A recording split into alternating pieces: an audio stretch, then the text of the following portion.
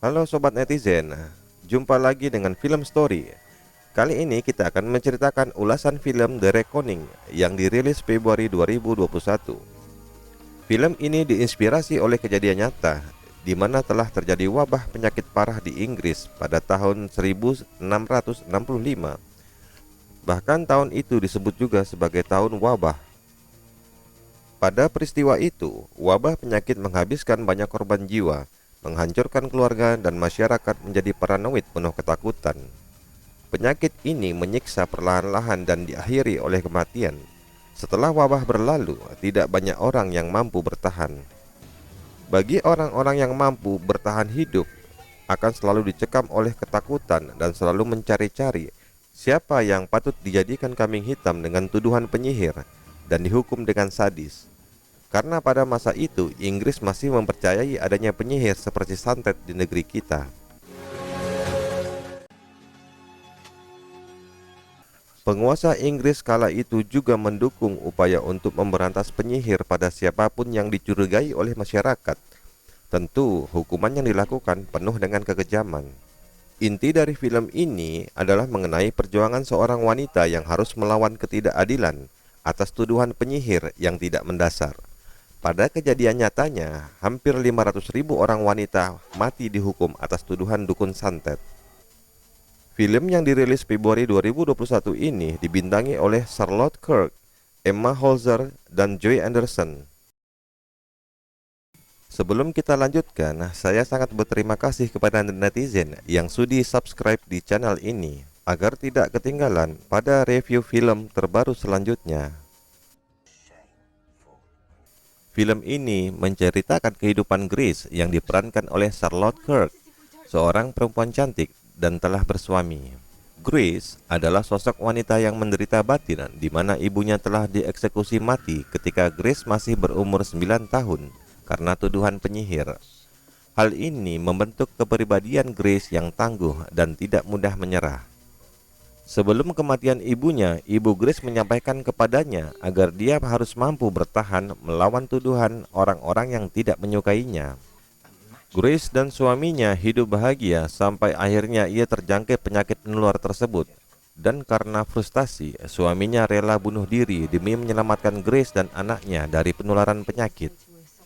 Dan dengan sedihnya, Grace harus mengubur suaminya itu dengan tangannya sendiri karena tidak ada satupun orang yang mau. Setelah kematian suaminya, datanglah tuan tanah untuk menagih uang sewa tanah. Tentu saja hal ini membuat Grace menjadi bingung. Bagaimana tidak, ia baru ditinggal suaminya.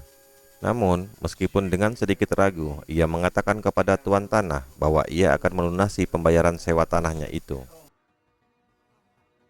Kemudian Grace mengecek simpanan suaminya untuk membayar sewa, tapi ternyata suaminya diketahui jarang menabung, membuat Grace menjadi susah pikiran. Di saat itulah rasa rindu kepada suaminya semakin terasa dan Grace membayangkan saat-saat masih bersama suaminya itu. Keesokan harinya datanglah Eleonora, rekan Grace, setelah mengetahui kabar kematian suaminya. Tanpa pikir panjang, Grace menitipkan anaknya kepada temannya itu karena ia ingin pergi ke kota demi mencari pinjaman untuk melunasi pembayaran sewa.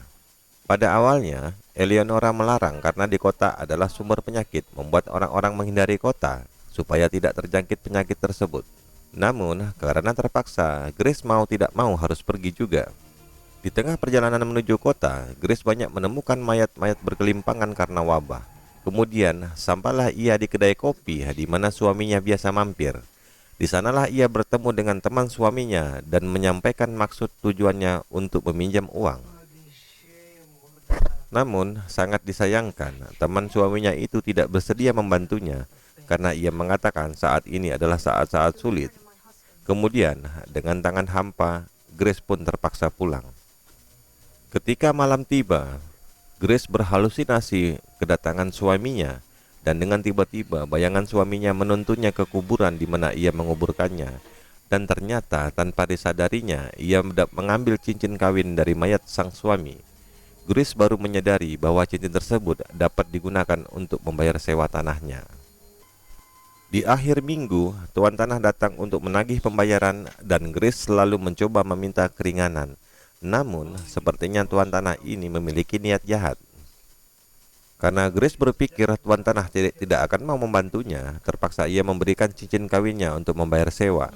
Si tuan tanah berpura-pura keberatan untuk menerimanya. Ternyata ia ada niatan lain untuk Grace. Karena kecantikan tubuh si Grace, maka si tuan tanah berniat untuk memperkosanya. Tentu dengan keras Grace menolaknya hingga terjadilah perkelahian. Akhirnya tuan tanah lari setelah Grace menyerang dengan besi panas. Setelah kejadian itu, tuan tanah segera menuju ke kedai kopi.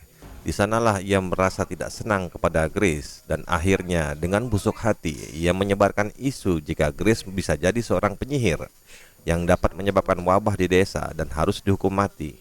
Dan ternyata orang-orang di desanya dengan mudah termakan isu yang belum tentu benar.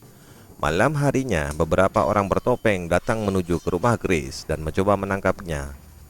Grace yang kalut berusaha menyelamatkan anak bayinya. Lalu, orang-orang bertopeng tersebut membakar rumah Grace. Dan tanpa perlawanan, Grace serta anaknya berhasil ditangkap. Sesampainya di tempat penahanan, Grace sangat terkejut karena banyak sekali perempuan yang ditahan di sana karena tuduhan yang sama, yaitu tuduhan penyihir. Eleonora mendengar kabar kalau Grace tertangkap dan coba membelanya. Namun suaminya tidak setuju hingga dia berbuat kasar. Demi membela temannya itu, Eleonora harus menerima perlakuan kasar dari suaminya. Karena sudah tidak tahan, akhirnya Eleonora sengaja membunuh suaminya yang tidak ada pengertian. Keesokan harinya, di tahanan, Grace disiksa dengan cambuk yang mengakibatkan luka di punggungnya. Namun, ia selalu menguatkan diri agar jangan pernah menjadi wanita yang lemah sesuai dengan pesan ibunya.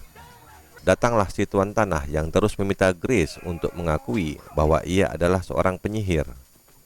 Tentu hal ini ditolak oleh Grace mentah-mentah karena ia mengetahui bila ia mengaku menjadi penyihir, maka dia pasti dibakar sama seperti nasib ibunya. Dengan perlahan Grace mulai menyadari bahwa tuduhan-tuduhan penyihir bisa dijadikan alat untuk melenyapkan siapapun yang tidak disukai. Melihat kekuatan si Grace, ternyata si tuan tanah merasa tidak puas dan meminta bantuan orang yang lebih kejam untuk menyiksa Grace. Dia mendatangkan para pemburu penyihir untuk memberi Grace pelajaran dan memaksanya untuk mengakui ia adalah seorang penyihir. Ketika pemburu penyihir tiba di kedai kopi, dia bertemu dengan seorang laki-laki yang ternyata istrinya adalah salah satu perempuan yang dituduh sebagai penyihir dan telah dihukum mati oleh si pemburu. Karena dendam, laki-laki tersebut berusaha untuk membunuh si pemburu. Tapi sayangnya, dia tidak cukup cepat untuk melakukan itu. Kemudian tibalah hari penentuan di mana Grace harus diperiksa apakah ia memang seorang penyihir atau bukan. Jadi, metode yang digunakan ia adalah mengecek tanda-tanda setan di tubuh Grace. Terpaksa si Grace pun harus ditelanjangi. Setelah pemeriksaan, ternyata pemburu penyihir menemukan tanda-tanda setan di leher Grace, dan dia meminta Grace mengakui kalau dia adalah seorang penyihir. Lagi-lagi Grace menolak mengakuinya. Namun pemburu penyihir terus memaksa Grace untuk mengakui. Jika ia tidak menuruti, maka ia akan menerima siksaan. Melihat Grace terus-menerus tidak mau mengakui, akhirnya sang pemburu penyihir menyiksa Grace dengan alat khusus untuk mengoyak kemaluan Grace. Aduh sayang, eman-eman. Tapi meskipun telah jebol, Grace tetap bersikukuh dan bertahan untuk tidak menyerah. Akhirnya Grace bertahan hidup. Kejadian penyiksaan Grace ini berlangsung berhari-hari, dan sampai pada akhirnya Grace menyadari bahwa ia tidak bisa berdiam diri dan menerima kematian. Pada suatu hari, ia mendapatkan kesempatan untuk melawan si pemburu penyihir dan menguncinya. Lalu, tanpa ragu-ragu, Grace menancapkan 12 pisau di masing-masing tangannya. Si pembantu pemburu penyihir yang mengetahui hal itu lalu menyerang Grace dan ingin membunuhnya. Dengan susah payah, Grace melawannya hingga akhirnya si pembantu mati terbakar. Menyadari hal itu, Grace berlari ke ruang tahanan dan berusaha melepaskan tahanan lainnya. Tetapi dengan tiba-tiba si tuan tanah datang dan membunuh tahanan yang baru dilepaskannya. Hal ini membuat Grace murka. Tanpa ragu-ragu, Grace menyerang tuan tanah yang dulu pernah mencoba memperkosanya.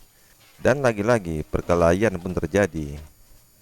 Grace yang sempat terdesak akhirnya dengan bantuan seorang tahanan wanita berhasil melukai tuan tanah, dan tanpa ampun Grace pun lalu menebas kepalanya dan akhirnya dia pun mati. Melihat keadaan yang sudah mulai kacau dan mulai terbakar, Grace lalu menyelamatkan bayinya dan dia melarikan diri dan pada akhirnya selamat dari pembantaian. Demikianlah alur singkat dari film Reckoning 2021. Pesan dari film ini cukup jelas bahwa kita harus mampu melawan ketidakadilan meskipun hal ini akan membuat kita menderita. Sampai jumpa di lain kesempatan. Terima kasih atas waktu yang sobat netizen luangkan pada channel ini. Terima kasih.